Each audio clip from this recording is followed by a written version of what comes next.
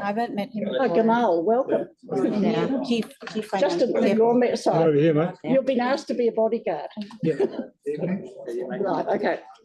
Hello. G'day. How are you? How are you? Welcome, Gamal. Okay. How are you? So we're just going live now. Thank you for being here today, both board members, media and guests and staff. We're currently live. So if you're sitting in the public gallery, be aware that we welcome your coming, but please note that you need to be quiet during the meeting, and also it's being live streamed. So anything from this point is live and people can watch it at this point or watch it the following day. So first of all, we'll stand for the prayer. Thank you.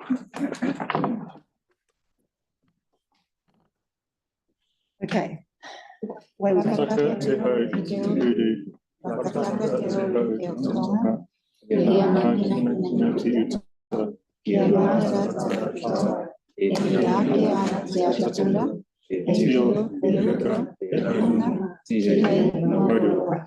Thank you. So the first item is apologies, and we have none. Thank you. Can I need a mover or second to favour that? Not if we have none. No, thank you. Item 2 is declarations of interest. Does anyone have an interest in any item? No, so there's no declarations of interest. Sorry? It's okay, coming back on. Sorry, I didn't hear that. It was a recording. Oh, it wasn't. No, okay. Number 3, that the minutes of the Waipuna Halswell-Hornby-Riccarton Community Board meetings held on 9th of April and 11th of April be confirmed. We can confirm them in one batch if you like. Do I have a mover? Henk, a seconder? Mark? All those in favour say aye. Aye. Against? No. Thank you. It's passed. Item 4 is the public forum, and we have 4 speakers. The first one is Robin Williams, is here to discuss the long-term plan. Robin, if you come to the head of the table, up there. Take a seat, obviously.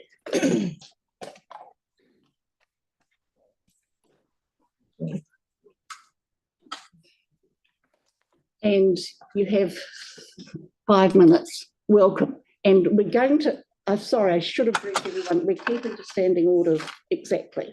That's been the request. So each speaker will have 5 minutes only, including questions. Go ahead, Robin. Thank you. Okay. I'm Robin Williams. I'm an ancient, still practicing nurse. Okay, and when I came to Christchurch, I didn't realise there was so much bureaucracy and red tape, and frankly, waffle and crap. And since I've been here, I came to in a new house, and I was immediately surprised that there were no solar panels, and with all the new building that's been going on, and we're supposed to be interested in climate. Why aren't we having solar panels on all the new builds? Also, the new building is going out, not up, which means it will soon run out of land. And the new building means lots of children, and apparently no plans to have a new secondary school in Halswell. I think we need to somehow buy land to put aside for a school, a high school, because that will be needed sooner rather than later, in actual fact. I know that the education department will be producing the school, but if we've got nowhere to put it, then that's it. It'll be finished. So we do need to keep the children who are in Halswell, rather than having them spread to the 4 winds. Also, the infrastructure hasn't kept up with all the new building, and I'm not surprised because, in fact, I saw just recently the figures that were allocated to Halswell, and they were at the bottom of the pecking order in actual fact. Trying to turn right from a side street onto Halswell is almost impossible, especially in the morning. And I'm thinking that we need to have trip lights, but also with the schools, no safety crossing, and certainly some of the footpaths are few and far between. I'm not sure if Blenheim Road is in our area or not, but apparently next year there's going to be a Special Olympics at the table tennis, and why hasn't this been mentioned? I mean, this is supposed to be quite important, and yet Christchurch NZ haven't said a word. So, I mean, if we're going to have functions like this, we really do need to start now and start promoting them, for goodness sake. It's also the adventure park. I don't know if that's actually in the area or not, but having that flying over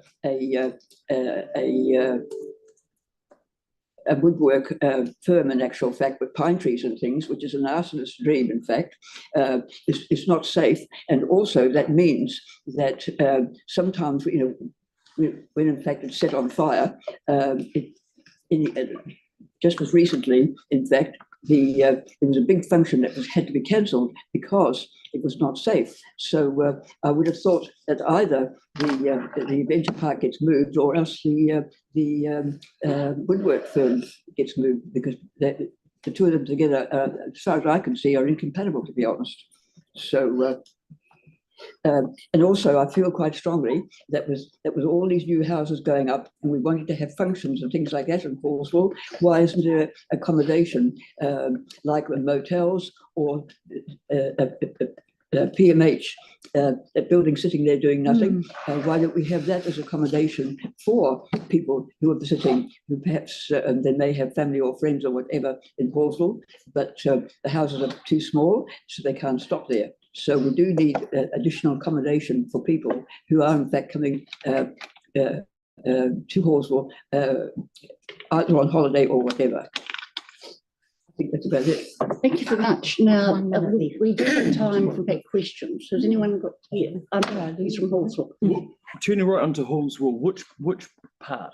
Sorry? You mentioned turning right onto Halswell Road. Which part were you referring to? Well, Nottingham Avenue or any of those roads going onto Halswell Road. Right, yeah. Like Lillian Street. Lillian Street and Nicole Street, I think. You can sit there forever trying to turn right. I mean, turning left is dead easy, but turning right is impossible. So if you had a trip light, so that when you got there. Thank you. Yep. I've got a question. Years ago, there was this issue of Halswell High School. It's never happened. Do you know why? Do you know what the educational reason is? No, I don't know either. But I will be getting on to the Minister of Education regarding a new Halswell school. So, thank you. Any other question? Thank you very much for coming in, Robin, and certainly that school issue, I think, has to be tackled, and also the roading issues. the question is where we're going to get the money to buy the land. We need the land first. I know. Thank you. Oh, the other thing was, I'm so sorry I mentioned the swimming pool. Why is that not functioning for months on end? Why isn't it covered? You've got an answer, Debbie? I can answer that for you. I've been on it for 11 years.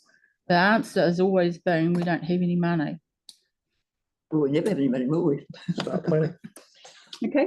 Thank you very much, Robin. Thank you for coming in. Robin was here, the only person who heard our long-term plan discussions. That's the small group of board members. Thank you for coming in, Robin. Wayne, if you'd like to come to the table. And you've got something on Halswell roads.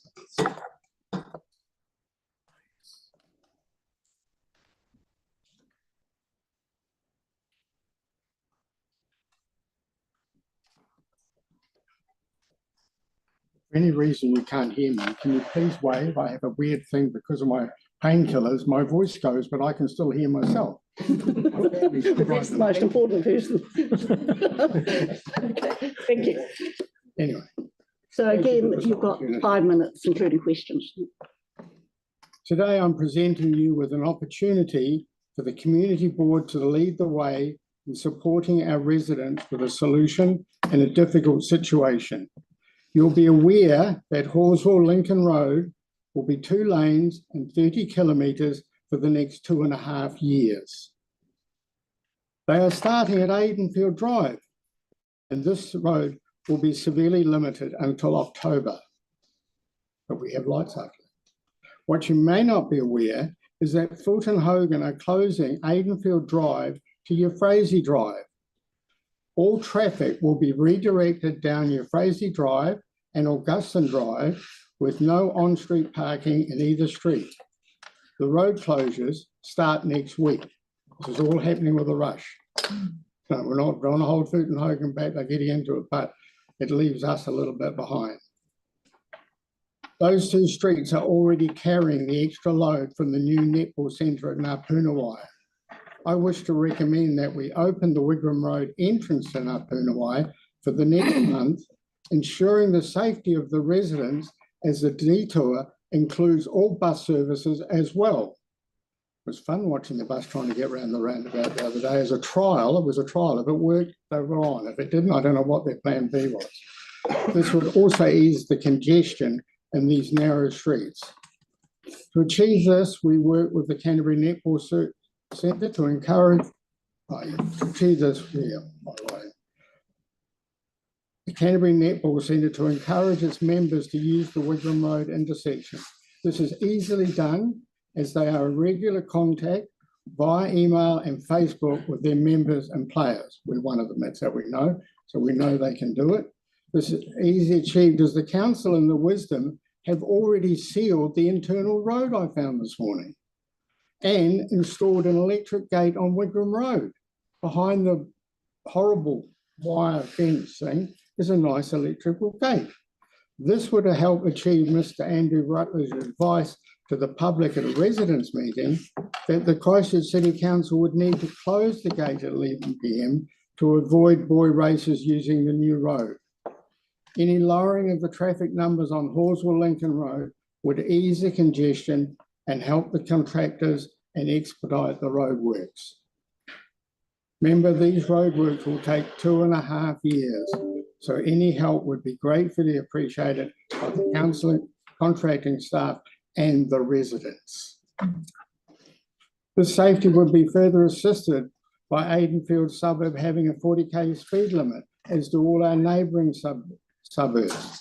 I have asked and been told the council to approve the lower speed limit, but I can't find it in writing and a commencement date for our suburb. I've looked, but I can't find it.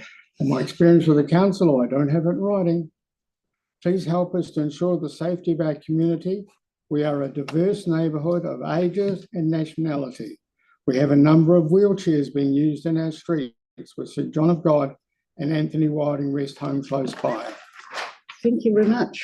Now, a question from Debbie. Thank you. Mr. Weir, I've only just learnt this afternoon, so you might not be aware of it yourself, that the council are looking at keeping that area open rather than closing it. That's right, isn't it, Steve? So we'll work as hard as we can to push back on that traffic management plan to keep it open for as long as possible. Sorry, keep what open? Sorry, keep Aidenfield Drive open. There may be times during the works where it will be closed, but certainly not for the initial 4 months that they said. Yes. So we're pushing back. Unfortunately for us, it is a Waipuna NZTA project, but we're trying to push back on the Aidenfield part because we feel it's unreasonable to close it for such a long length of time. Performer, yeah. Okay, thank you. Thank you, appreciate it. Other questions? I have any around here? The 40k speed limit, you actually think it's been approved, but you can't find documentation on it. It was approved in July last year, Yes. and where a lot of the roads have already been marked on the road. It's Okay. just waiting for the signs to go up. Oh, that's right. But we haven't been able to get a date on when different areas might have their signs go in. But it's definitely going to happen. Approved in July last year. Okay. Yeah, Thank you. and being what- contracted. Here I be as rude to say with what's happening today would be nice, Absolutely would. because it's, as you can see how fast it's developing. My information came from the contracting manager yesterday. He made the mistake of stopping outside my house. I go and talk.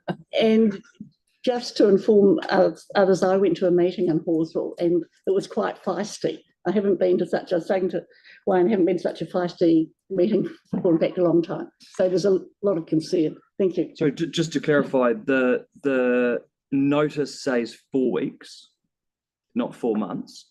No, the notice says 13th of May to the 14th of June. That's the road sign that's up there now. So covering so 4 weeks. Cool. I was just concerned when someone said 4 months. So I'm sure I read 4 No. weeks. It says 4 weeks. 4 weeks. So sorry, Well, that's should- what the sign says. Yeah. But Initially, it was going to be 4 months. Right. So will we get an update soon from presumably Fulton Hogan, not council? You should get one from Fulton Hogan. So, okay. Okay, thank you. Thank We have breached standing order here, guys, but anyway, thank you, Wayne, for coming. Oh, Andre. Yes. Sorry, I believe, Wayne, 21st of May should be our next meeting at Purnaway. oh, As I understand it, I'm not sure if it's confirmed, but that's my understanding. I won't upset you Fine. around until it's confirmed. Thank you, Wayne, for Save the coming. date. That's what I'm saying. Thank you Save very the much. date. Now, the Halswell Residents Association, we've got John and Adele to speak to us. Thank you. Yeah.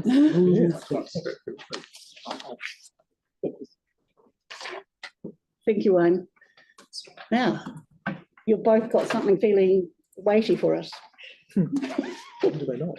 Thank you for seeing us today and putting us on the agenda. My name is Adele Jarrett and I'm the Secretary for the Halswell Residents Association. And with me is John Bennett, our Chair. The Halswell Residents Association currently has 19 members as defined by our Constitution, set up to comply with the Incorporated Societies Act of 2022. We broaden our understanding of our community views by carefully constructing online surveys via Facebook, which gain up to 500 responses. So we have quite an interactive Facebook response rate. Firstly, we would like to take this opportunity to thank you, Helen, for all your work over the last 2 years and previously. Thank you. And your contribution and your understanding of the role has been greatly appreciated. Thank you. Thank you, Adele. Today, the second point that we would like to discuss is we want to discuss the community board's decision-making process. To be clear, we're not stating an opinion on the current notice of motion on your agenda, but we would like to discuss the process of bringing a notice of motion and the potential for the community board to revisit its decisions without further community consultation or transparent reasons for making U-turn choices. We are volunteers and spend a lot of time consulting our community, creating our submissions to this board and writing presentations that accompany them, as do other individuals and groups in Halswell as well. What is the point of individuals and organisations like ours making submissions if the community board is likely to revisit their decision sometime down the track without community consultation? Thank you. So I'll open it up for questions or comments. Andre.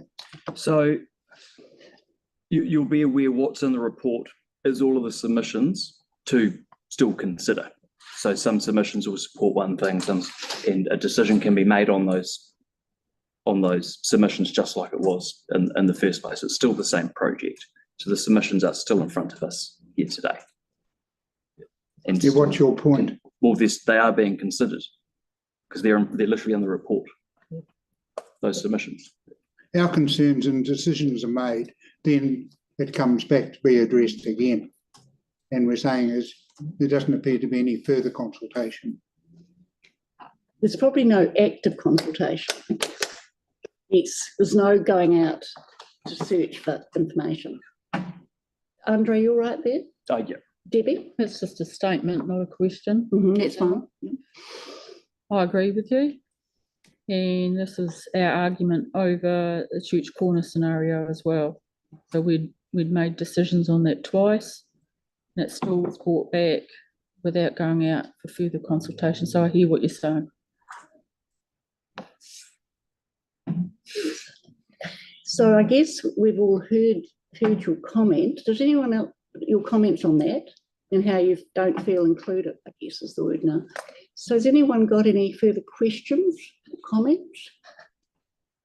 Thank you. Andre, yes. It shouldn't have to be one or the other, but if it was hypothetically one or the other, do you believe $200,000 will be best invested in a raised platform on Wigram Road or into safety around our schools? We're not getting into the specifics of a particular job. We're simply saying you made a decision, you're reversing it, and we're saying, is that good government? And is it wasting your time, wasting our time doing submissions in the first place? That's right. That's really our point. But the submissions have mixed views. So some people might feel like they're being listened to and others. But the board made a decision. Yeah. Yes, it did. I've got a question from Sarah and then Tyler, and then that'll probably round things up. I just wonder how much influence people that submitted originally, how much influence the government, which government was in when they made the submissions, because it's obviously changed now. And so the directives have changed. And so do you think that had an impact on people's opinions? We're really just discussing what actions have been taken around this table and what the result was, and then to go back and address it again. That is our point. It's not on any particular item. It's about notice of motion, that you've made a decision, you've moved forward, you've come back to revisit that problem or revisit that issue, whatever it is. I won't mention today's one, but whatever it is, you're just repeating the same thing without public consultation, without going back and finding out what people want, right? Yeah, and I do hear what you're saying. I'm just wondering, often there's new information that becomes available after a decision is made, or we're often, like with the Church Corner example, there was a staff report that came in under PX, and so we had to take into consideration that in that instance. So there is different things that crop up that, ensure us, we have to make another decision. Yeah. I've just got, can I get an extension of time, please? Yep. I've got Sarah and Tyler with a question. I'll move it, Mark, seconded, we've got an extension of time. Okay, so if you want to finish, Sarah, or clarify, or are you fine? Yeah, okay, point taken. Yeah. Tyler. I'm one of the guys that utilised the system. And I just wanted to ask, process-wise, do you think that that use of the system could do with some mucking around to be able to get it to be utilised for better purposes, such as, for example, if new information arises, then you pull it? Do you think there should be more stringent measures on the notice of motion system as it stands? At least give an explanation as to why. Transparency, I think, is really important. Yeah. And I think if you can't see the transparency of why, then it becomes frustrating as someone who's submitted and worked on submissions like this. And given these submissions cost us quite a lot of time, and we are volunteers, and we like to see a response. Thank you. Great, thank you. Thank you. I think it's really good that, in fact, you're coming in today, because it does give us a perspective of frustration from local people in terms of time and effort. So thank you for, in fact, coming in. I hope you don't mind my winding up at this point. Thank you very much. Thank you all. And now we've got our well-known Hornby person, Mark Duff, to the table. Thank you. Welcome, Mark. And you're Afternoon, all. And you're coming as an individual. Yeah. Thank you. That's fine. Actually, I just want to commend the councillors on backing up their long-term plan hearings and having to have a community board meeting in the middle. I think your efforts have been noted. I suppose I also come today from the line of transparency, and I really had mixed emotions of whether I talk about this subject, and it's one that I've thought about for a couple of weeks, but it's having been out in the community and hearing people voice similar concerns, and it's not just in the Hornby ward, it's right across all the wards. But it is a concern out there to residents that I'm going to raise, And while there is nothing to prevent City Council staff being elected onto a community board or standing as a chair, it raises real concerns in the community. Perception is everything. To me, it's a moral issue, and a moral issue to others, what is right. I come from a ward that embarrassingly has the lowest confidence in the City Council, and that's nothing to do with the work of our councillor or community board members. But I think some of it does belong to this community board and what we've seen over recent years. And I think to lead a community board as a staff member would do nothing to improve this image of the City Council. My observations of City Council staff over a number of years as elected members, I've never seen them vote against a staff recommendation or speak out against a staff recommendation. While they may say there was no pressure brought on them on the way they may vote, there is obviously a degree of natural pressure to support your employer's stance, or if an employer puts a recommendation in front of you from a fellow staff member. It's for all around the table on a contentious issue. Which way to vote? Staff recommendation or your community's view? There is a natural pressure you will feel.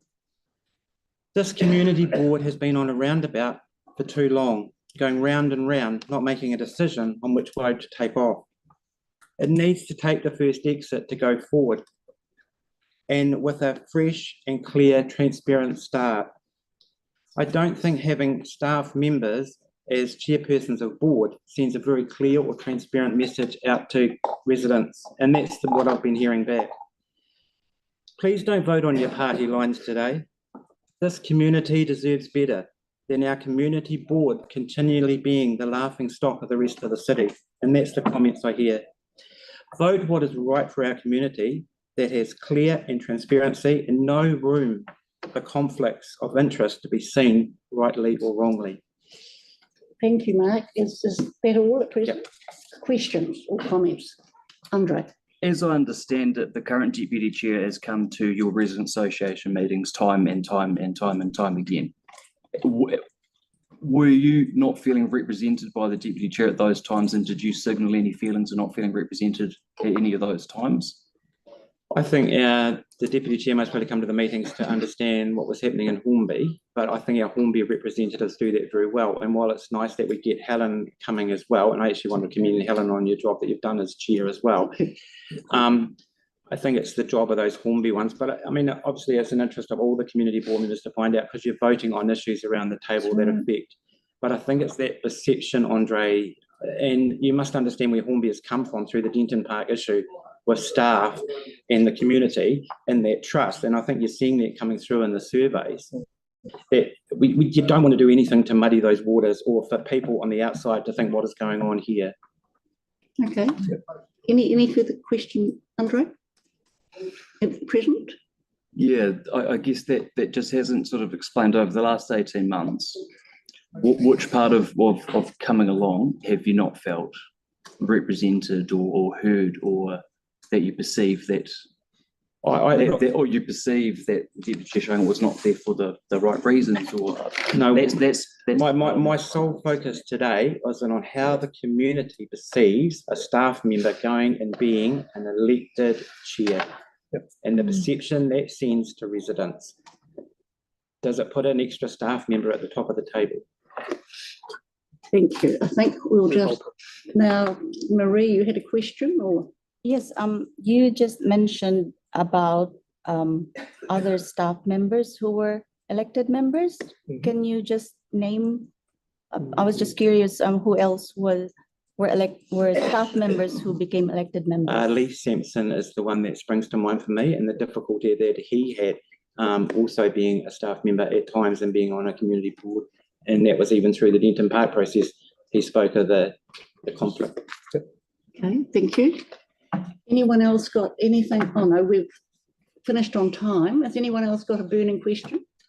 Thank you, Mark. Andre, do you think our board can I actually get a sort of extension of time though? That's just one question. Debbie and Tyler, thank you. Go ahead, Andre. Is the board currently perceived well in the community? if I was being really honest, I don't think the board's been perceived in the community for a long time, and I don't think putting a staff member in the chair position will aid that in any way. Okay, I think that point's been made very clearly. Thank you, Mark. Thanks for all your efforts too over the last 4 years or so. Thank you. So deputations by appointment, we have none. Presentation of petitions, we have none. Huh? Going on to the notice of motion. Now, if I could just clarify what I think is the process, and then if there's any concerns about that, you can express them. Debbie Moira has got a notice of motion on the Wigram-Hayton intersection. It's co-signed by 4 other members of the board, and my understanding is that there's some adjustment to it.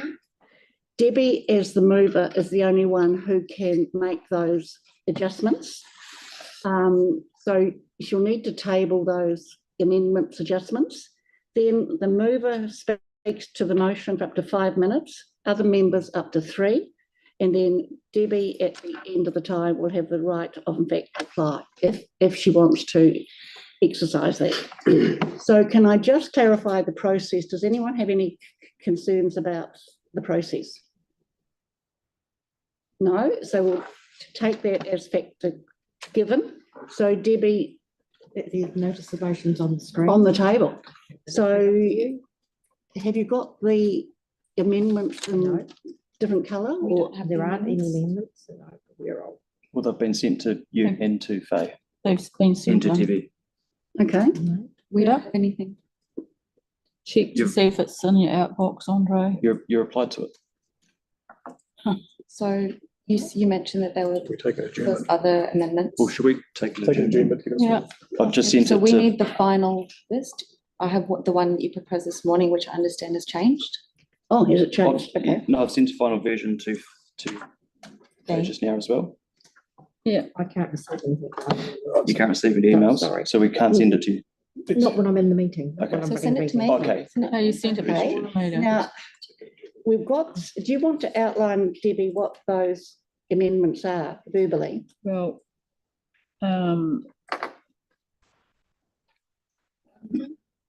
Striking out the and across my access road. okay, yeah, I found the email. We have to tap on those last 3 dots on the email that was sent at 4:30 PM to Faye. Okay. It's only went to Faye and myself. In simple terms, there's an So- access road where the hump's staying, isn't it? So I'll try next. if we Go ahead. If we could have the map up, please. I think it's page, is it 77? Andre, from recollection? No, so we're not looking at the map. So we have the notice of motion up on the screen. In fact, Faye, if you can get that back up. Like the map up so that we know what we're talking about, the adjustments, please. So, but first you need to outline what your amendments are.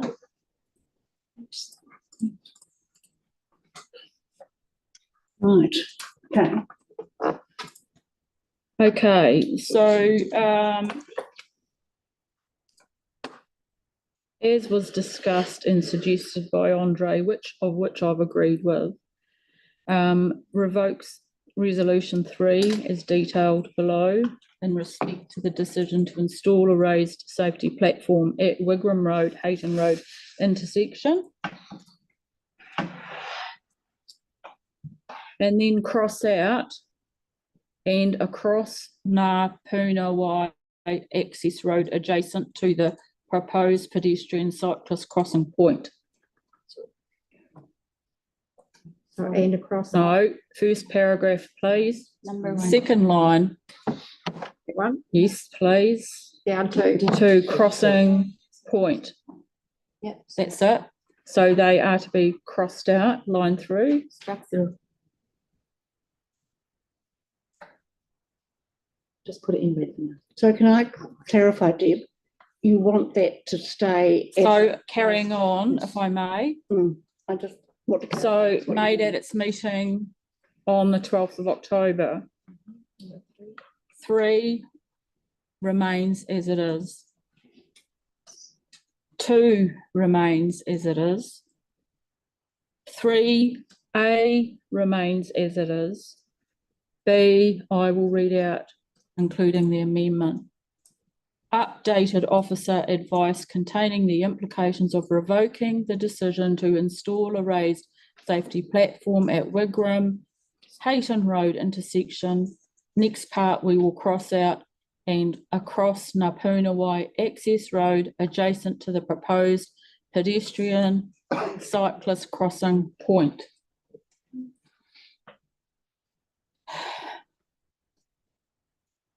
Did you want 4 put in, Andre? And we were going to add 4. Request that the saving costs from the raised platform are invested into road safety improvements in line with the community board's priorities. So what we have from Andre number 4 reads, the board notes its preference of the saved funds being used for road safety improvements in line with the board's priorities. That's not what I've got worded here. If we So can. that's the updated one, because what Oh, the other one would have been out of order because we can't direct any okay. the Yeah. funds. But if Board notes its preference of the Yeah. saved funds being That's it. used for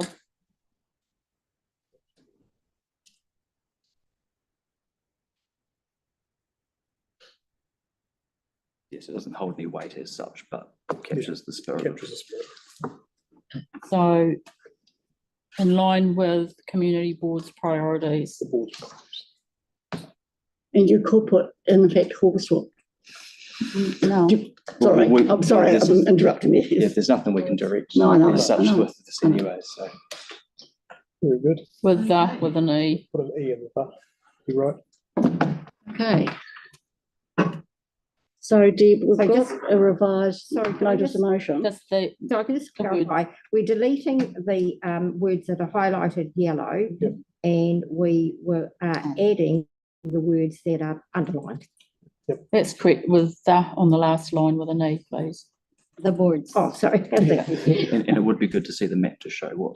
Yes, so if we could have a map up now that we've reworded that, just so, Andre, would you mind just pointing out the areas, please, pertaining to what we're crossing out So and we're moving in? information only at this point, because you've still got your Yeah, 5 minutes to actually speak. We have to, so I haven't spoken yet. Thank you.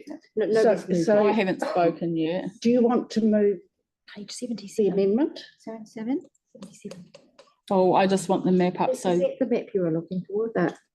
yeah. Yeah, please. I think it's best that writings are moved and seconded, Is yes. that sufficient map there? Page 77? 77. Page 77. Yeah, that's it. Just if you hover over to the right a bit. If we can just move it to the right a bit so that that intersection's in the middle of the page. Wonderful. Down a wee bit. Thank you. Down a wee bit. As a, down, Yeah. down, up. Just Yeah. right. Yeah. That's it. Okay, so Andre, if you wouldn't mind pointing so out, before we do this, you need to move the amendments to be considered. Yeah, I think so. So if you want to move it, Deb, Yeah. move Deb's Second, Andre. Mark Andre's seconding. or Andre. Okay. And then you can point it out now. I can point. If you want to point out. Andre's Right. pointing while Debbie starts her 5 minutes, is this correct? Yeah. It's keeping a raised platform by the crossing point and not keeping a platform on the Wigan Road. Oh, we can't see it now because it's got the thing over it. Sorry. So what if we can now? Yes, okay. Keeping a raised platform at the crossing point for pedestrian cyclists, Removing not, it. Moving it. not proceeding with a platform at the Wigan Road intersection. Thank you. So we're talking, Deb, purely about taking away the platform at Wigram Hayton. Yes. That's all we're talking about here. So my 5 minutes from now, Yes? I won't take 5 minutes. Just. Oh, First of all, I would like to thank Mary Richardson, our council's acting chief executive, and her team for assisting in writing up our notice of motion for us. It has not gone unnoticed and has been much appreciated. I would also like to thank Councillor Andre Moore for investigating whether this project had gone out for tender yet, because if it had, we wouldn't have been able to proceed so he looked into that before contemplating moving forward with this revocation.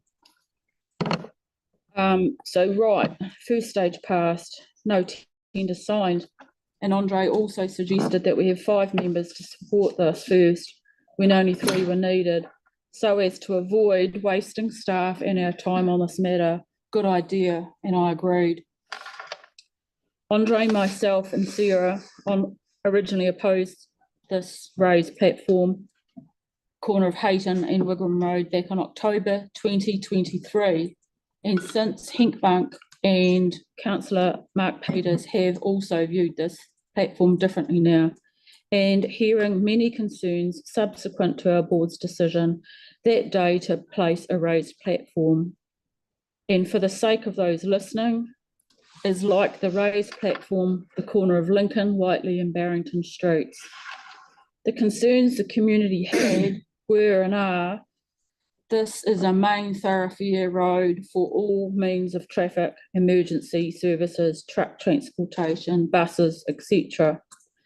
I had spoken to a few in the truck industry, including leaders in the trucking transportation industry, who were totally opposed for a myriad of reasons, which coincides with the general public and also coincides with the central government standing on this matter now. There is still going to be a new set of lights at this intersection, which naturally slows down traffic upon approach anyway. Our board members are aware we have 2 other raised platforms in our community board that are now also not going ahead, namely one on State Highway on Halswell Road that the New Zealand NZTA are now not going ahead with, and as advised by our staff, the one in the corner up here, Yolhurst and Curlitz, is on hold, presumably may not go ahead. So I support this notice of motion along with my other 4 members that have signed this as well. And so that's... You mean amended notice of motion? Can I actually just note, Debbie's got the right to speak up to 5 minutes. Yeah. So I support this amended notice of motion. Thank you. That's the end of... Now, there's no chance to question if we're keeping strictly to a notice of motion. So all other members can do now is speak for 3 minutes, up to 3 minutes. Does anyone want to speak to it? Mark, thank you. Thank you. Thank you for Debbie for bringing this notice of motion, and thank you for Andre for looking into the state of the contract before we proceeded into this. Just as an explanation of why I've changed my mind, it really does come down to practicality. I've come to the opinion in myself that the raised platform in this instance, whilst it would be nice for added safety, it's really overkill for that intersection. It's not needed in that location, in my opinion. The lights will do an extremely adequate job in controlling the traffic and in keeping all road users safe as they navigate through there. So saving ourselves $200,000 in such tough times as we're in, I think makes a lot of good sense. And I do note the extra clause going into the notice of motion about noting the desire to use that saving for other road safety and our board priority areas. I think that's positive. So I'm certainly supportive of this notice of motion, and I still believe that everyone will be kept as safe as they need to be. And it's good to see the raised platform staying on the cycle and pedestrian on the access road. I think it's very positive, because that's just a really good reminder, because there's no lights there to protect the cyclists and the pedestrians. So having that there is really good safety. But the main intersection, I think, good decision hopefully today. Thank you, Mark. Anyone else who wants to speak? Henk? I changed my mind about the platforms after I spent the morning watching the traffic. It was a hot, dusty morning when I had. horrible. But nonetheless, the traffic down there goes pretty quick, and it's a lot of big trucks. Surprising amount of big trucks that use it. I didn't realise. I used to push bike down there when it was single, and there was nothing like the traffic what there is now. It's sure as a changed road, and yeah, I think to put a raised platform in the middle of a road that gets used by that amount of trucks would be a stupid move. Yeah, one that we hadn't foreseen perhaps in the beginning, but certainly after having spent a bit of time there, I've definitely changed my mind. I think they would cause more problems than what they would ever solve, in my opinion. Okay, thank you. Anyone else wants to speak? Andre. Yeah, to me, this seems like a sensible outcome. The decision was made to go ahead with the raised platform. Many in the community were not particularly impressed. We're still missing really key infrastructure all around this area, and it's a really, really tough sell to say we've invested $200,000 in something that you haven't necessarily asked for to be prioritised. This isn't an intersection that's had regular accidents. It is physically being made safer with what we are doing here with this intersection lights, new crossing point for pedestrians and cyclists. So I would argue that this is responding to what the community is asking for us and what they're asking us to prioritise. It is also responding to the submissions, which were ultimately a mixed view, many supporting the change at the intersection, supporting the law, but not necessarily seeing the need for a raised platform. Our job is to get people safely to where they need to go. This will do that. The crossing in the Ngāpunawai access road will still have a raised platform crossing point to provide safety for pedestrians and cyclists. Likewise, there will be a signalised crossing at the intersection itself for pedestrians and indeed cyclists. That's a huge improvement on what we've got now. And I'll tell you what, that is a huge, huge, huge difference between the safety there and other parts of the area that have got absolutely nothing to get people safely to where they need to go. This is unfortunately the road where Halswell people need to use to access the city or indeed the motorway.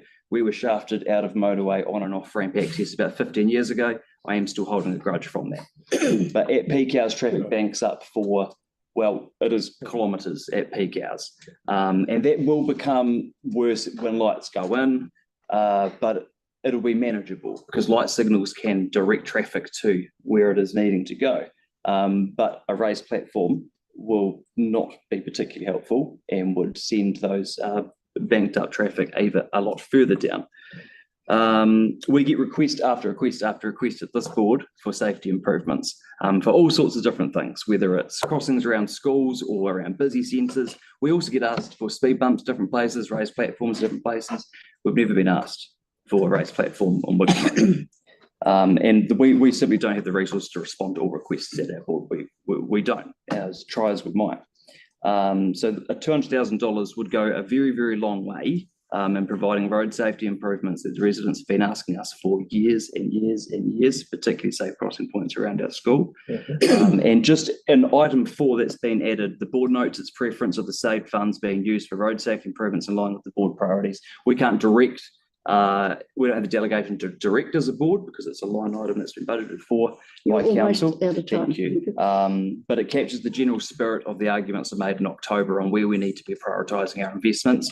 But I commend elected members for being willing to change their mind because minds do change. We're elected members and we read things, but we do. Our minds do change. Thank you, Andre. The only comment I'd like to make is it's a challenge to our councillors somehow get a system in place so if a board does save money, it goes back to in fact that board.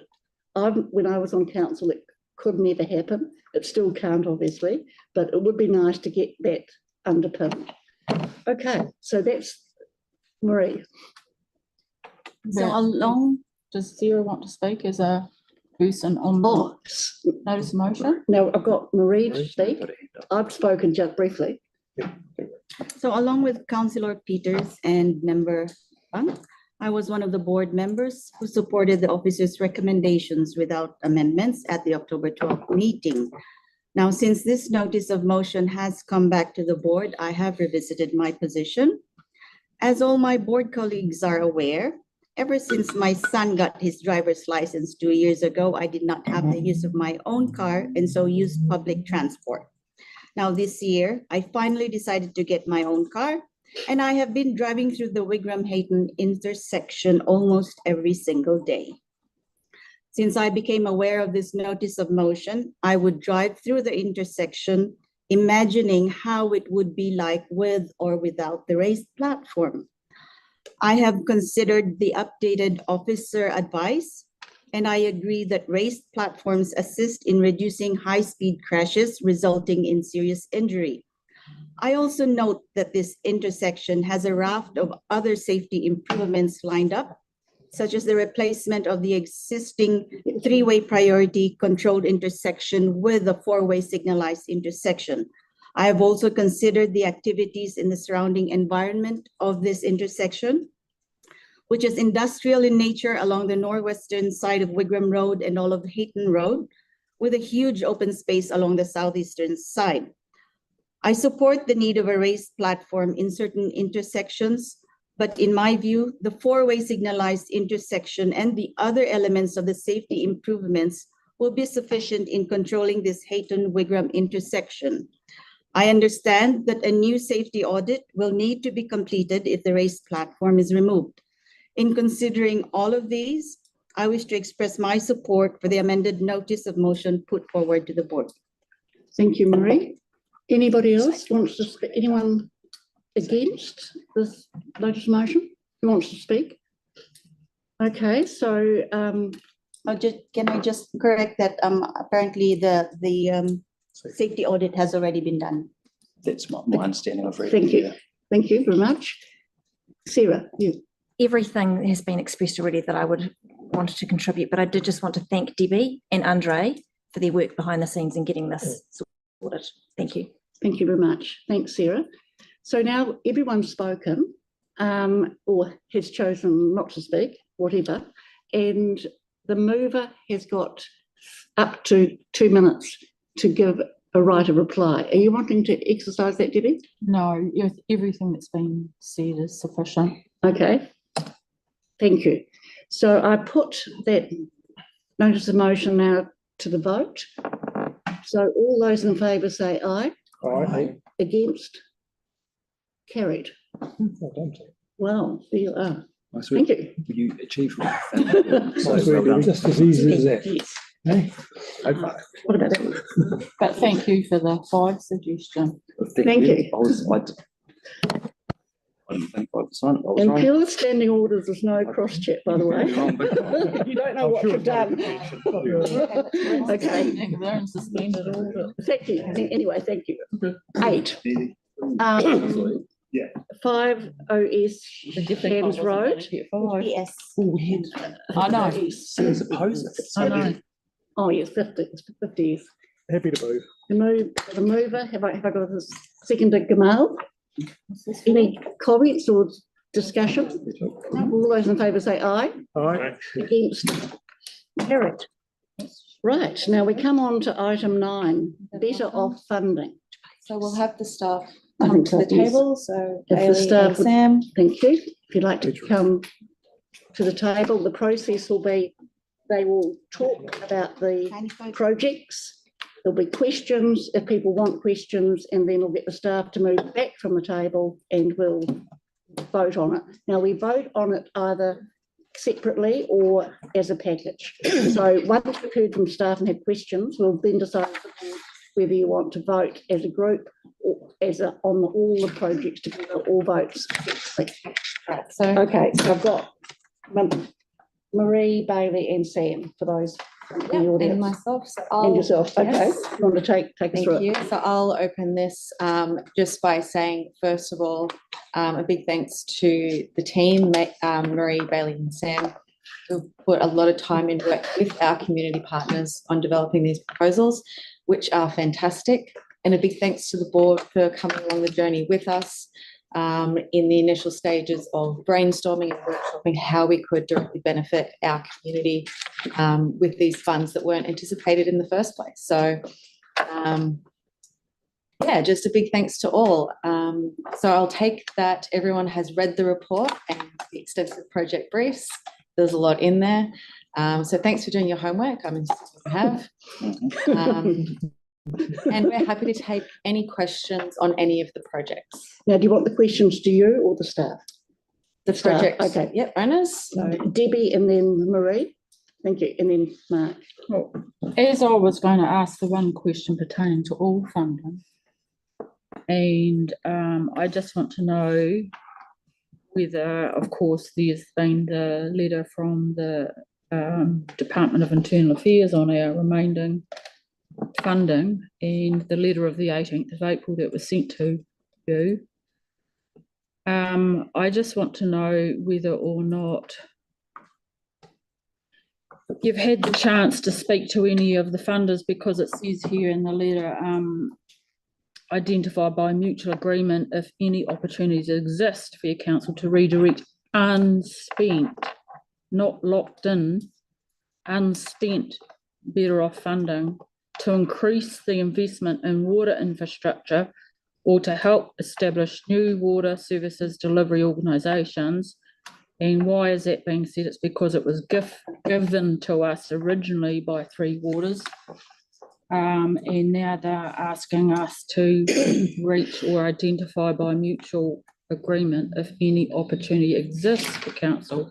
So my question is have you had the opportunity to speak to any of these funding organisations to see whether or not they're happy for us to pull out, or whether they're happy for say half the money?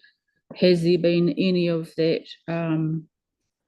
identification that's been labelled in the letter? I'm happy to answer able to I think, and I think this has already been Deb, I think if it goes to Jez, That goes to me. it's a quasi-legal political issue. So I have asked for a legal. no. I have asked for a legal. I can answer that, explanation Debbie. on that, and there has been no response from a we legal. Gave you advice throughout the week, and the CEO responded to you directly, advising that it's a funding agreement between council and central government. As such, the council has allocated the funding to our community board with set criteria. The funding has been agreed by DIA in a funding agreement. The criteria has also been agreed. DIA has advised verbally and in writing that they will honour the funding agreement. Altering this criteria is a decision for the council and DIA. It is not a decision for the board. The board have the delegated authority by council via resolution and mandate that they can spend this money. Thank you. And I wonder if I could just say... Can I just finish off what I was saying? No. I wonder if I could just add something. No, it hasn't been answered because we've received snippets of information. We haven't received full letters or full reports. Councillors may have had staff briefing on this. We as board members have not had privy to that. You as board members are delegated by council by resolution and mandate that these funds are yours to spend as originally intended by the original criteria. That's not what the letter says. Nothing has changed. Deb, can I just say, I've seen that letter. I understand the concerns. There's been a political change, but my understanding is that this is given to the board. We can pass these projects if we want to, and then if there is a problem, the government will take it up to the council. Yes, that is so correct. it definitely goes to another layer if there's a problem. And I understand that, and I just want to reiterate that these are really worthy organisations. Please don't get me wrong. Simply not from this fund. And you said a couple of days ago, Helen, that and it was a really strong statement that our board, it's a moral, we have a moral obligation not to spend what's not been spent. And Helen said to me the other day that they are very worthy causes, but we shouldn't be from this fund. It's a moral obligation, whether it's legal or not, or legal entitlement or not. So at this point, this is question and answer time. You asked, we've answered. Are there any other questions for this report? Yes, I asked in the letter, I asked for the legal opinion on that. The legal advice is... Hang on, am I allowed to finish my question? By council. Can I please finish my question? It's been answered, Debbie. Can I please ask my question in full? Okay, go ahead. I asked in my letter for a copy of the legal definition or from this DIA letter, because I'm only interpreting that letter from my understanding, because I have not been privy to any briefing, staff not formed any briefing on this matter.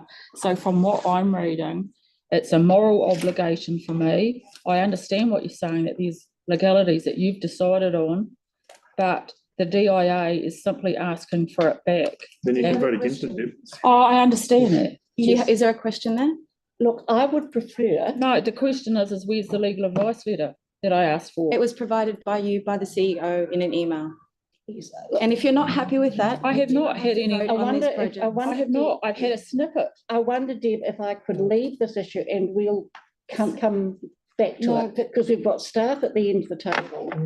People might have questions to ask them about the projects. Any other questions for And myself? then we'll come back to. I don't believe snippets of information is sufficient for us to be making the correct judgment. You can. If I'm sitting on a jury, I like to be fully informed. That's the end of all I've got to say. Okay, that's fine. Now, Mark, have you got a question on this or something on specific projects? Quickly, can I just sort of make a, from my point of view, my understanding, Yes. comment on this? Yes. From my understanding, the money for this Better Off funding has been passed from council to the community board. It's council's prerogative if they want to pull that back. Yes. And try and give it reappropriate for DIAs. That's the process. There is no appetite for that. Yes. Exactly. I've had that from the chief executive myself. Yeah. So rest assured, this money stays with us to decide where to distribute. Why is DIA asking for it back then?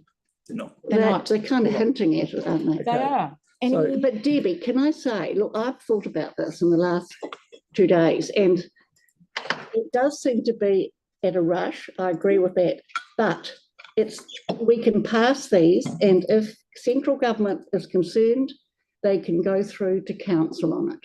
It doesn't mean it might go in 3 weeks' time, but it might not either. So all we can do today is pass them if we approve of the projects, and then it goes up to the CEO and the mayor, and if something happens at that level, they can reconsider. Can I just say that I would have welcomed a briefing on the matter so that it would have served much more clarity on the matter.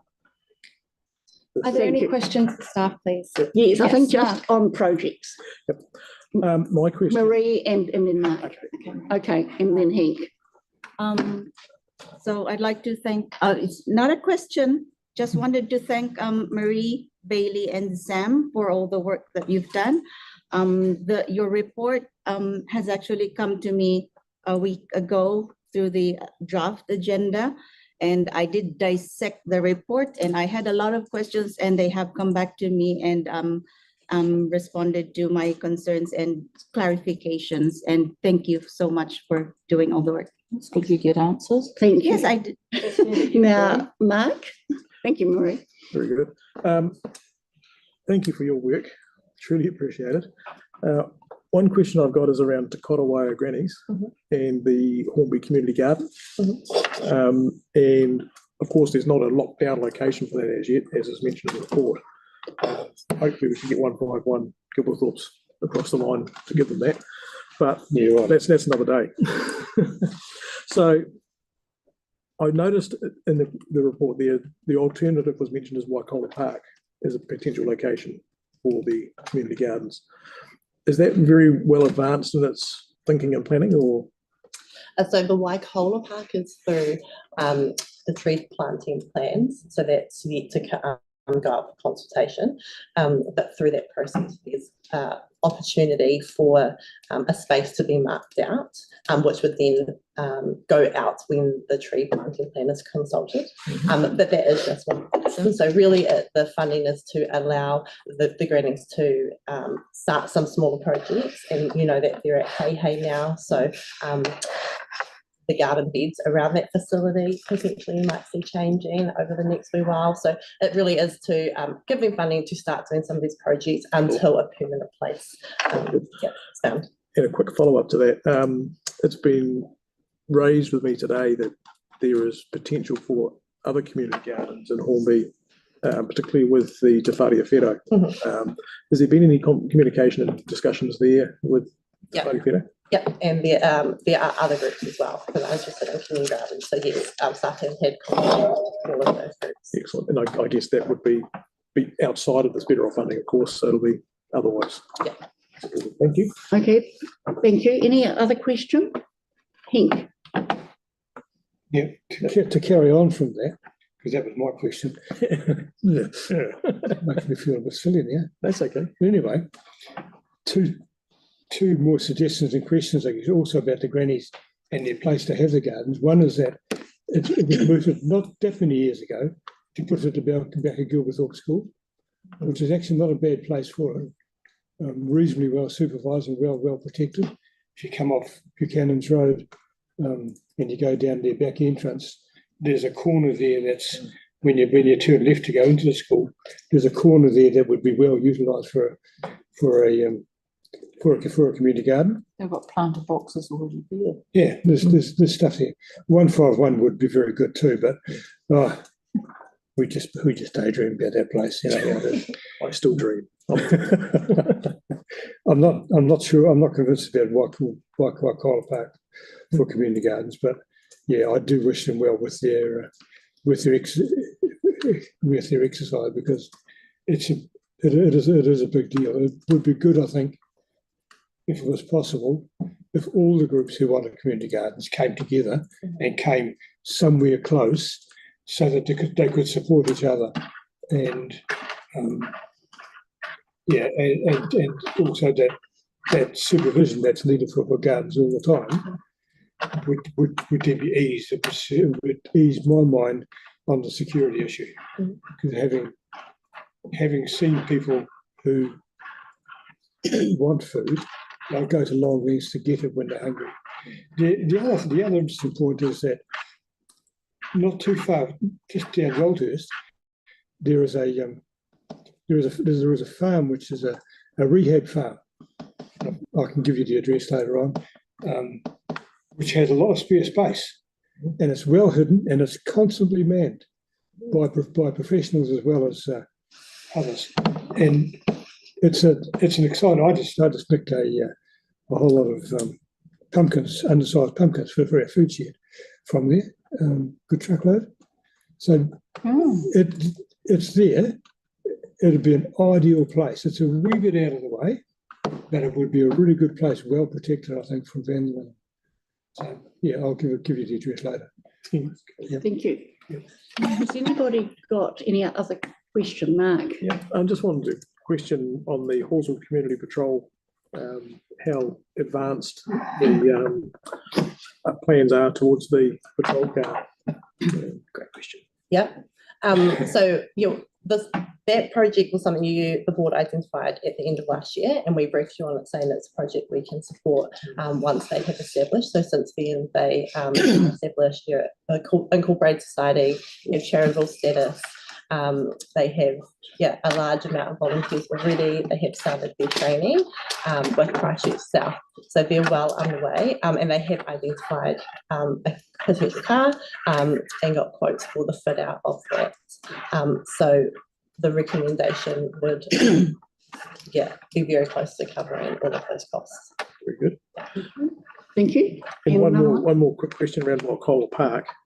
We had initially thought of the idea of perhaps having some seed money towards the skate park renewal. I guess that must have come to a dead end. Yeah, so working with the project manager for that, and then also long-term parks, we all kind of discussed that. We thought that the best value would be putting in these sunshades, because there wasn't going to be any budget for it. Thank you. Very good. I've got a question on the mobile youth centre. I think it's partly been answered, but can you just explain to everybody how it's going to operate? Okay, so this has been suggested through first of all the board's desire for the priorities for places and things for youth to do, and Matt Meek at Riccarton Community Church has been working with a group in Linwood who have started up who are working towards a similar one, and has spoke to Councillor Harrison Hunt about that, and came up with this proposal of this mobile youth hub, which it could be a trailer, it could be like a van, not a minivan, a caravan type thing, but it can go around the community to where young people are. There aren't a lot of places where young people can hang, particularly at the moment in the Riccarton and the Halswell wards. There's no set places, so it enables it to be taken out to those places where young people go and where young people congregate.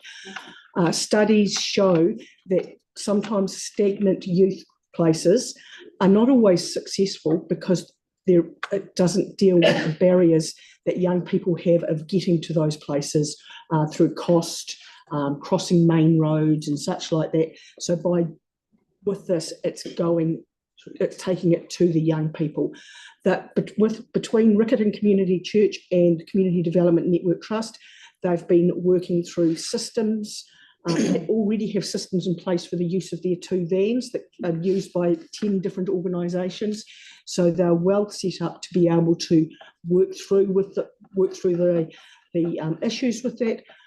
So yeah, that's a bit behind it. And it's, even though it's going to be managed and developed by the Riccarton groups, this is a ward-wide initiative. This is going to go Halswell-Hornby-Riccarton and support you throughout the entire area.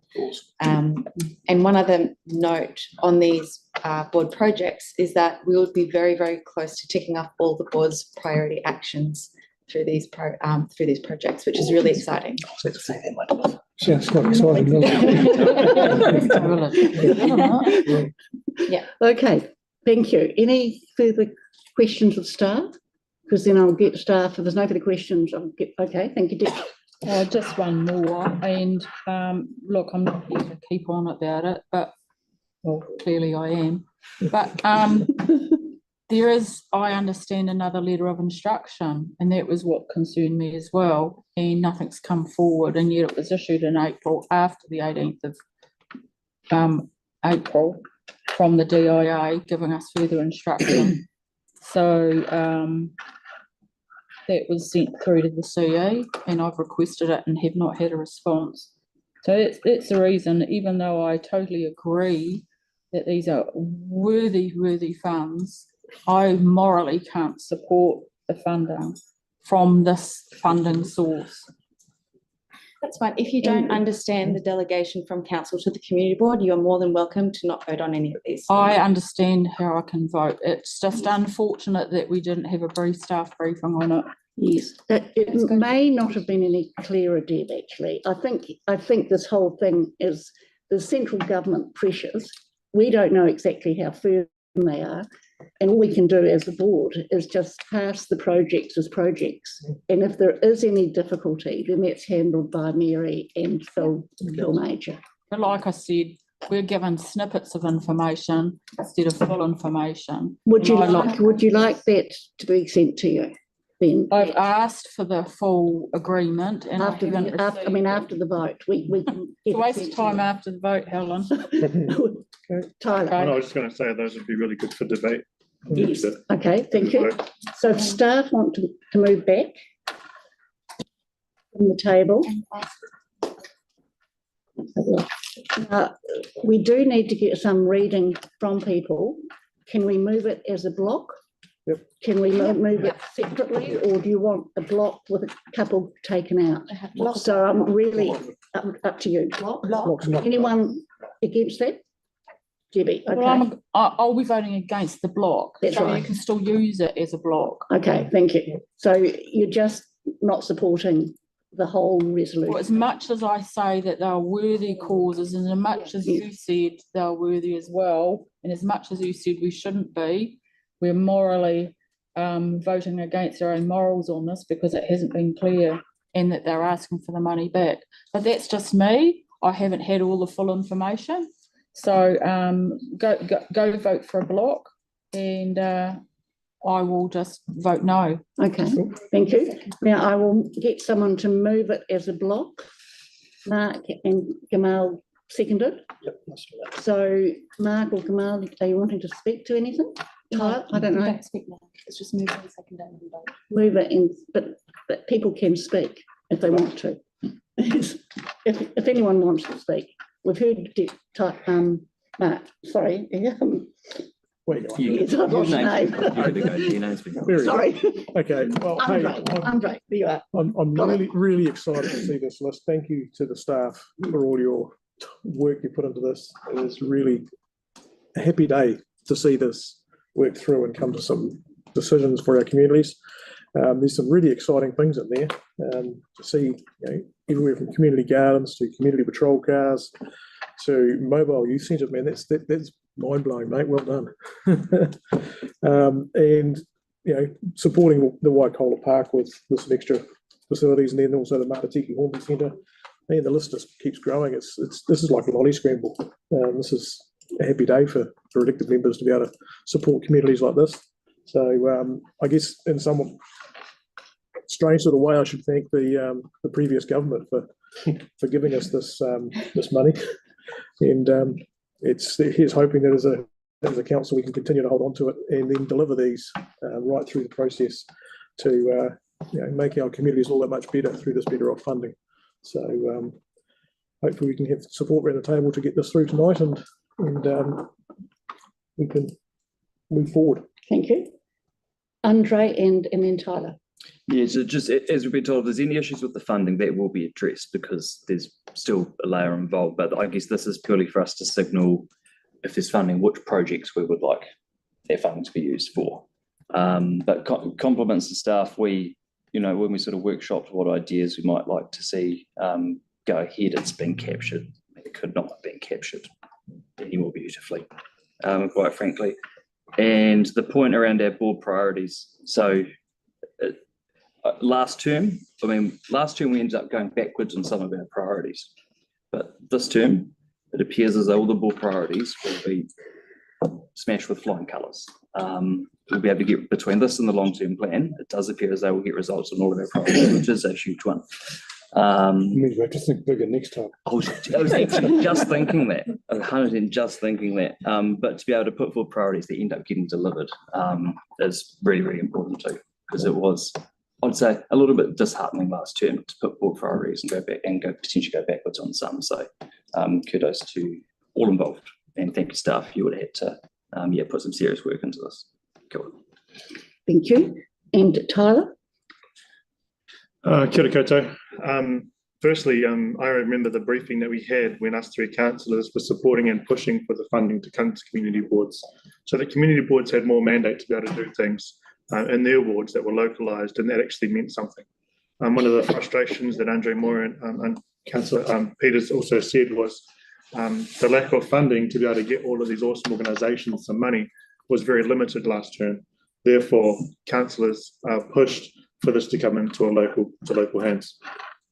Fast forward to now, it's really, really heartening to see all the amazing projects be put forward. Not only are they some of them probably wouldn't work under normal funding situations, hence the amazement before our eyes today when we see a mobile youth hub, when we see Tangi Pack and community garden projects come to life, when we see learning to swim projects. And I actually wanted to talk about that quickly with the Wharenui pool. And as everyone knows, I do go out and I actually get a sort of feel for the area before I get my hands into something. Now, Wharenui pool was something that really inspired me because Jen talked to me about trying to keep costs really, really low for teaching kids who had limited access how to swim.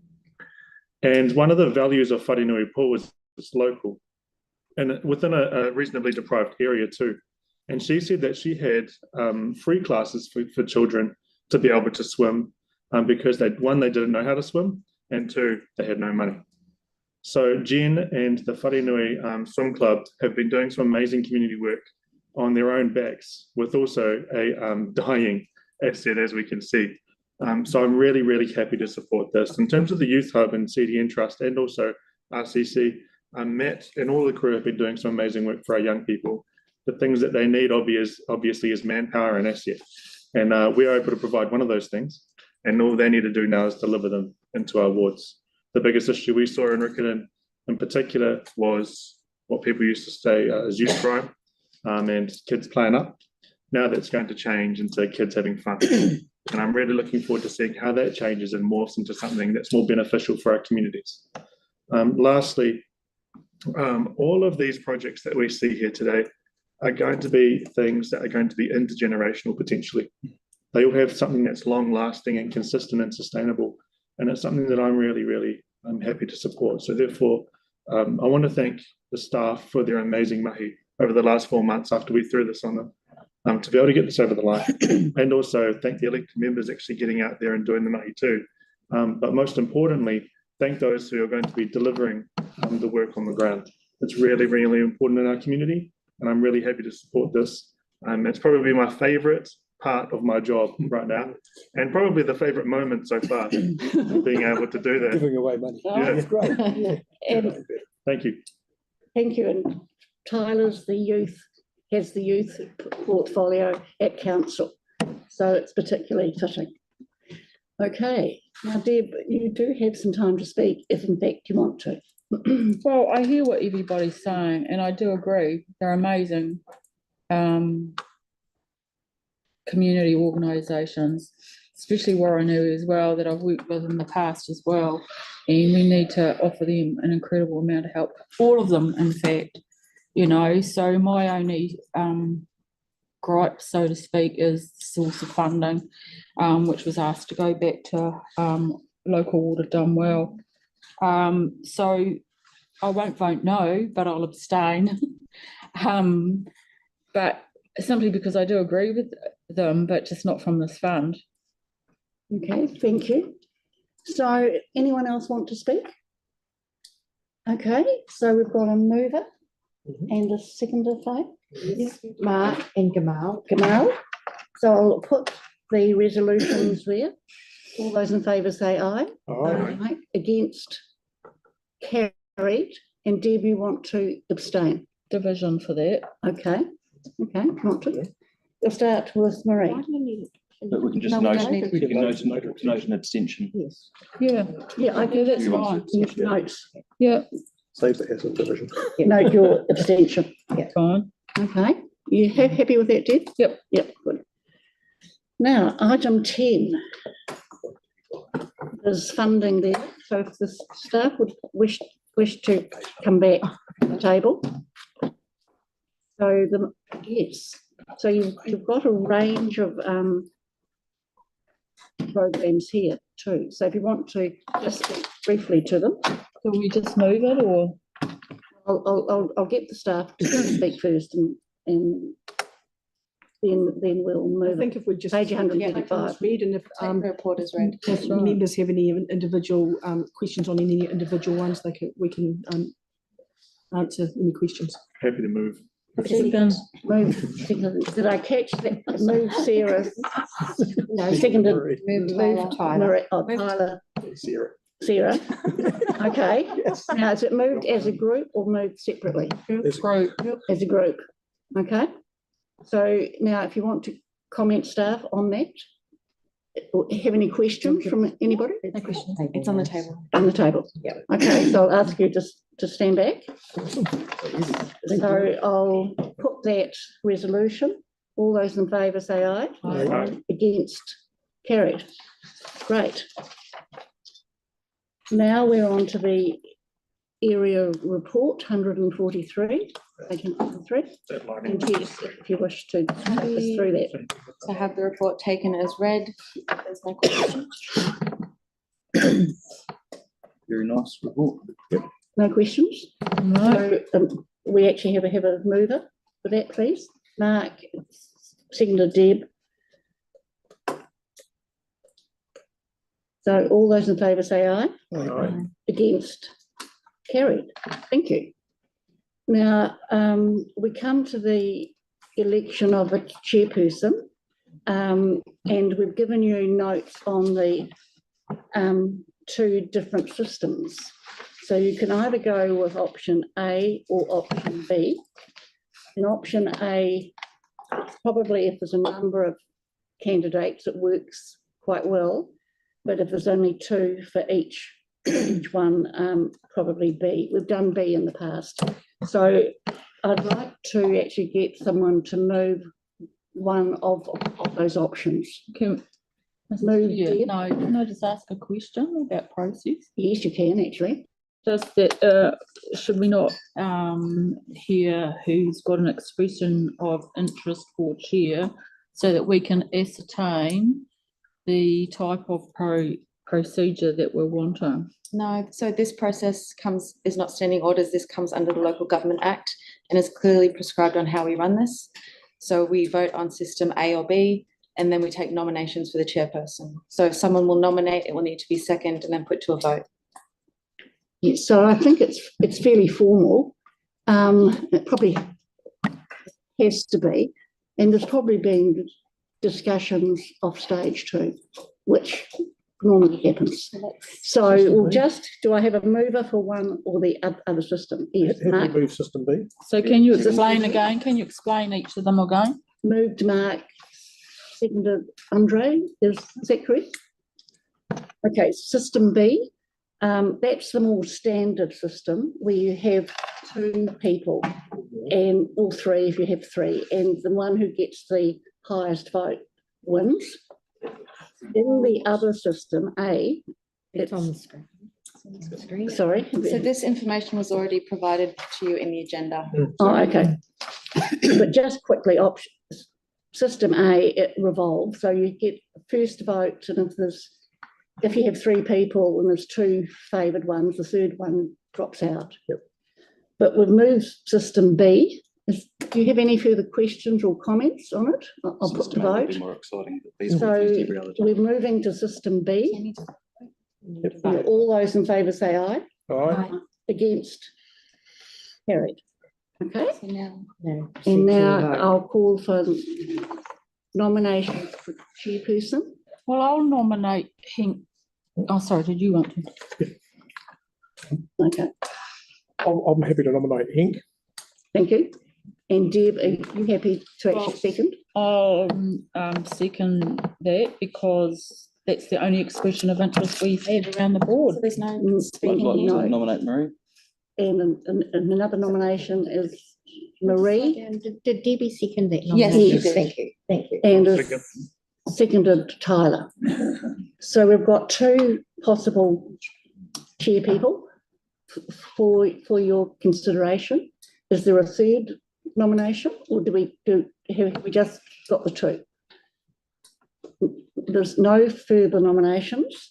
So now it's a matter of just putting the vote. I understand that we have a show of hands. So it's quite, it's unusual, but that's the standard practice. So you've got a choice between Marie and Henk. So it's up to the board which person you actually choose. So I put Henk first. Yes, I do. Hank, show of hands for Hank. Yes. So first of all, a show of hands for Henk. Can I have a show of hands for Henk, please? 1, 2, 3, 4. Okay, and a show of hands for Marie. 1, 2, 3, 4, 5. I can count.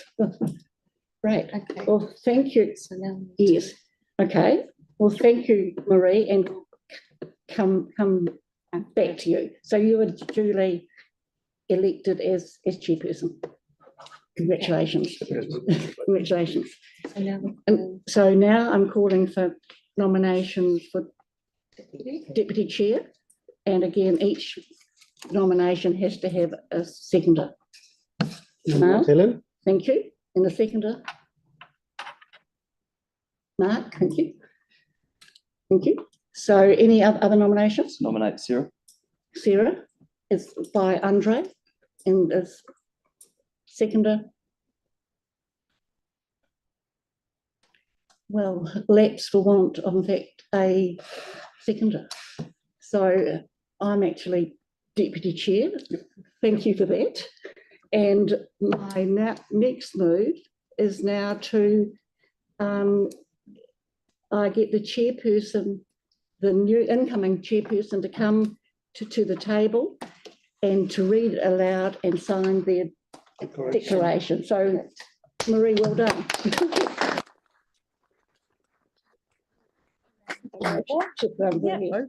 Okay, thank you. Can you pass the declaration?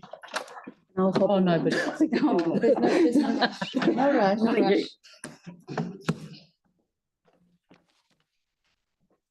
Wickham Bush Trust. Yeah.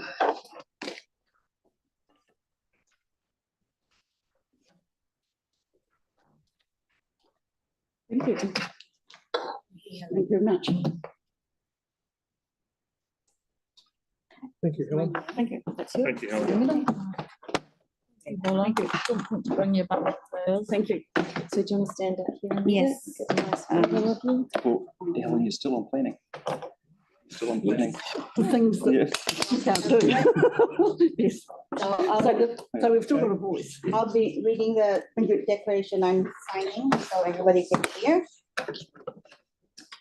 I, Marie Polisco, or Maripil Florinda Arnoco Polisco, declare that I will faithfully and impartially and according to the best of my skill and judgment execute and perform in the best interests of the Halswell-Hornby-Riccarton community the powers, authorities, and duties vested in or imposed upon me as chairperson of the Waipuna Halswell-Hornby-Riccarton Community Board by virtue of the Local Government Act 2002, the Local Government Official Information and Meetings Act 1987, or any other act.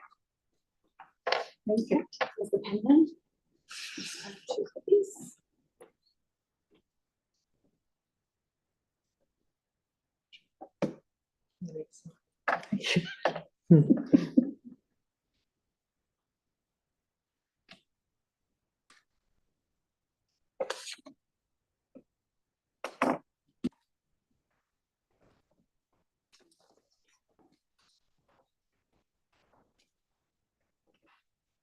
What to sign? This one's your own license. All right, can I just have a few words? I think this is exciting for this board. It's very cross-cultural, multicultural, and we've actually got the person who's come from a different culture, as has Gamal, and Tyler is from a Maori perspective. So I think you'll see it this Don't forget Andre. really well. Don't forget Andre. Romania. Oh, yes, Andre, Yeah. yes, as a baby. Yes, okay. Still Yes. far enough. Yes, yes, thank you.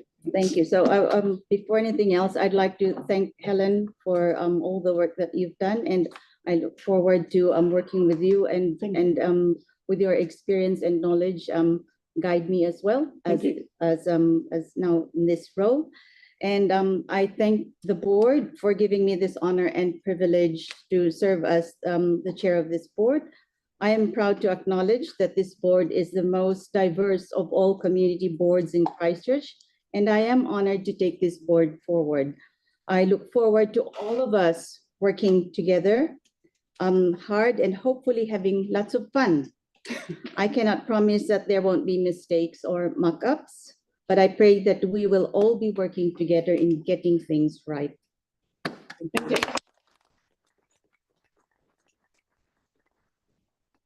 Right, so the next item on the agenda, or the last item, is the elected members' information exchange. Is there anybody who wants to share something? Yes, Mark. Thank you. Congratulations on your election. Thank you. I wanted to share that Henk and I went to an interesting meeting at Templeton RSA recently with NZTA representatives in the room to discuss the state highway interaction to Kirk Road and Marshes Road, and had a really, really useful meeting there with, I think NZTA listened very well. The community expressed their concerns very well, and hopefully NZTA representatives will work with their wider team and really get some good results out of the back of it. We won't hold our breath because these things take time, but at least that process has started. And on the back of that meeting in Templeton, I have asked the representatives that were there to please work with us to get a similar meeting in Hornby, because we've got State Highway 1, which comes right through the heart of Hornby, and there's a lot of interaction and concerns on that. So hopefully we can get that meeting together and off the ground, so we can get some of those concerns worked on. And then further to that, I emailed James Cagle, who's the regional manager of NZTA, and he gave me some good information on the some of the projects that are in the State Highways Improvement Proposal around the hub and corridor through Hornby. So I can share that with the board as well, so get a bit of explanation as to what those projects are. And he's really happy to work with us, work with the transport team and council to try and ensure those projects give us some good benefits as well. And then another matter altogether, I've recently been to a launch for a new carriage on the Transalpine, and in being visiting that event, I managed to make contact with a director of KiwiRail who was at the event, and it was really interesting because she is actually the niece of our deputy mayor. Sina Tate managed to make contact, and she's contacted me back since, and we'll start a conversation as to how council and KiwiRail are interacting or not, and what the effect is, so that we can start to get some relationship working on that from the government. So, I'll work with transport on that as well to circle them in on that, to try and get things like Halswell Junction Road extension with the crossing the way for various cycleways around the city that are finding a lot of issues when they're interacting across the KiwiRail corridor. So hopefully that's a good move forward to try and get that relationship working. At the moment, it's a little bit cumbersome and problematic, shall we say. So, a couple of gems there. Hopefully that'll give us some hope. Good, thank you. Taylor? Good morning, Chair, Madam Chair. Just a quick update from me. So a lot of people may know that my wife has been unwell, but it hasn't stopped the mahi. It's a part of the job, but there have been a few things around the ward that have been going on, particularly around Central Riccarton, the Templeton catchment. I'm just advising those that are around to continue to lock your cars and make sure it's under lighting, appropriate lighting. There's been a spate of small low-level break-ins or attempts to break in. So just keeping the community aware, particularly around the mall, Westfield Mall, that continues to be a spot. I would like to shout out to CDN actually, because they are actually trying to address that. And they actually got a bit of funding for their lighting on Rattray Street today, which I'm really proud of. But we need to continue to keep vigilant and stick together as neighbours. The next one is actually PC14. And PC14 Council actually did a part of the vote on that. And what still stands, as we know, is MPSUD, particularly in this catchment and Church Corner. And I'm really keen. I see Tony here. I'm really keen to catch up and see how we can continue to assist with that, because MPSUD obviously under national government is mandated, but MDRS is not. Lastly, if we're looking along Ireland at the moment, there's been quite a lot of action in Church Corner. The Pocket Park actually is ready to go. The Memorial Library has been deconstructed, and they've actually saved quite a lot of materials for reuse. And as a part of some of our Better Off fund, it's going towards that, but it's also being used as a park renewal going into 2025. So I'm really keen to hear the community's views on what they envision for that pocket park to be. It's very rare that you hear a pocket park being built, even though it's everyone's dream. There's never land for it, but this time there is.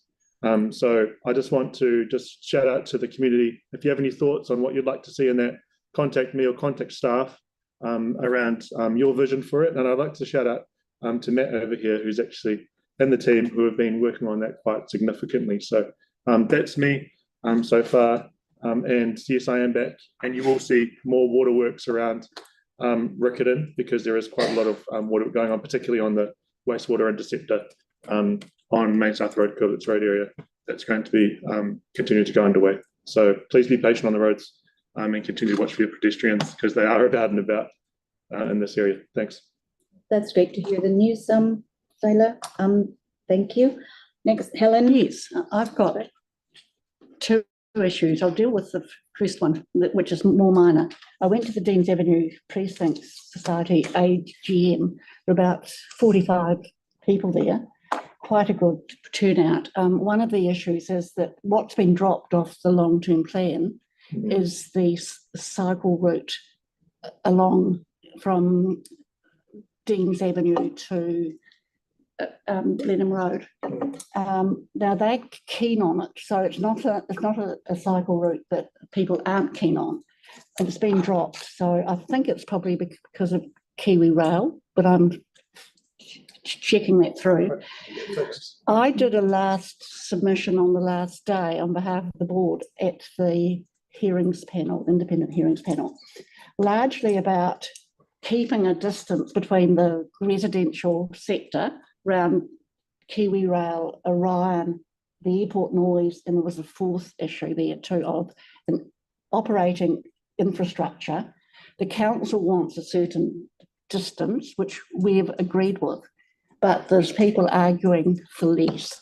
So I was down there saying you need to keep with the council required distance rather than bring it further. So with Kiwi Rail, you don't want houses going closer than what's been agreed by council and Kiwi Rail. They seem to, now the difficult issue around all of this is that they've finished the hearings. I think it was the 24th of, in fact, April. They now can't be contacted. They're now working with council staff. There's a right of reply, I think, on the 17th of May by council. It's a written reply. But the interesting thing is that council recently passed a resolution. It wasn't that everyone agreed. Andre had a slightly different view, but councils asked the panel to take out the NDS out of their consideration. Now, I'm not sure that the panel will, and I'm going to explore a little bit further. Have they got the legal authority to do what they want, regardless of what the council asks? I have a guess that they can. And I have a sense from being there a number of times that they're quite clear that they're independent of council. So anyway, that's a perception. It's what they've said too. And I'm going to check about the legal framework on that, because I think it's probably correct. They're probably correct. There's been a very good chairperson there, Cindy Robinson, who we've struck before on alcohol hearings, and she's very good with lay submitters. So she's very accommodating, pleasant, but where they go, I don't know. So that's, yes, so that, but the NPUSD, that's the areas around commercial centres, is still going to happen.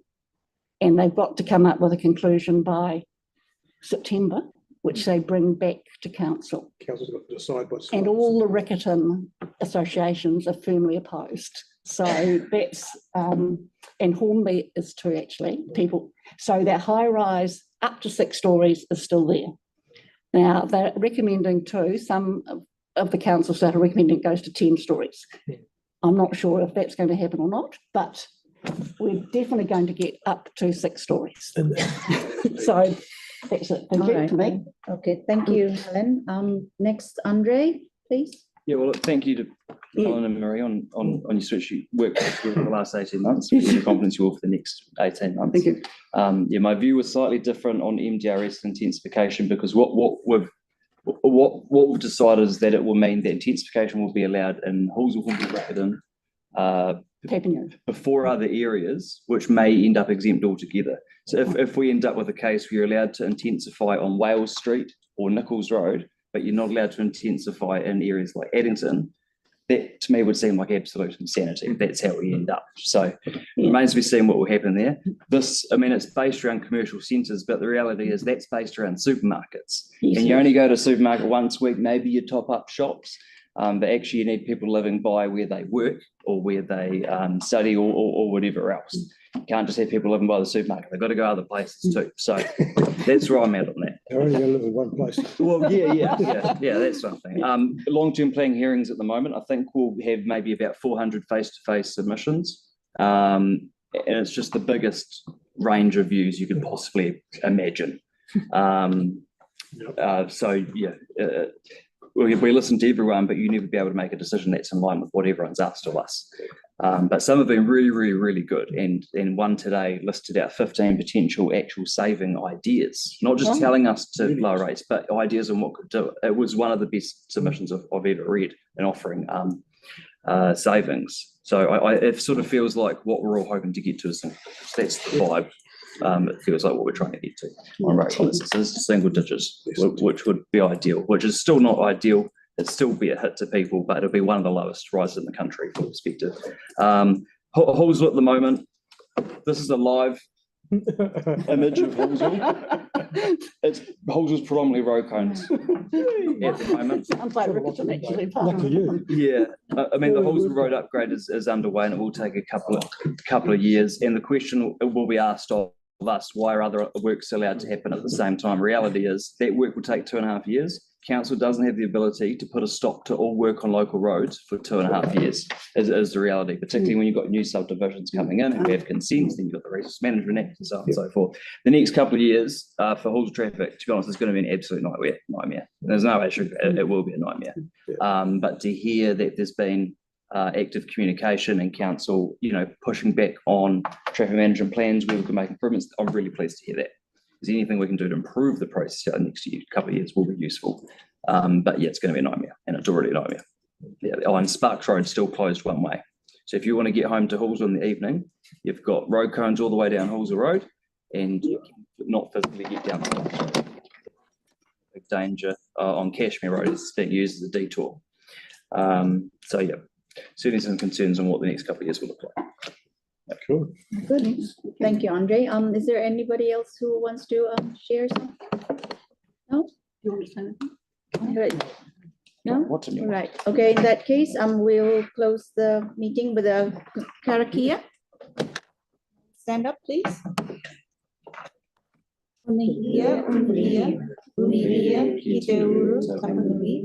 Kia Waipuna, Kia Mama, Tintinano, Tintinana, Tiwalua, Tiara Takata, Oya, Kairia, Ake Kiruna, Kia Tina, Tina, Uye, Take. Thank you, everybody. Still need to work on our timing. Oh, no. I get lost. Well, when you lost it. what